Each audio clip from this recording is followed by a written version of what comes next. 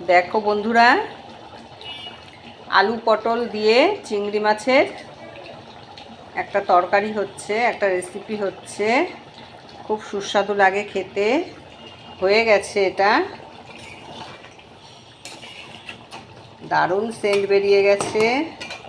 এবার আমি খানিকটা ঘি দিয়ে দেব।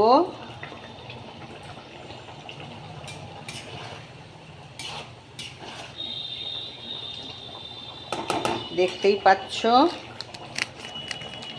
একটু গরম মশলা দিয়ে দিলাম।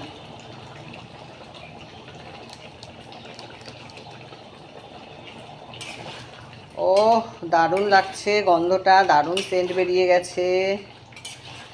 দেখো তোমরা,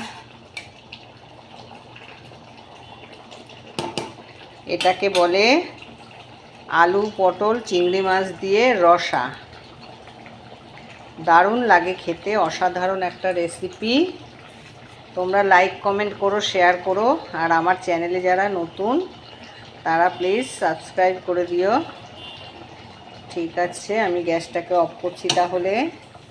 এইবার দেখো লোকটা কেমন এসছে, জানলাটা একটু খুলে দিই।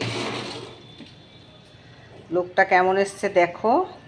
রাখছি, টাটা।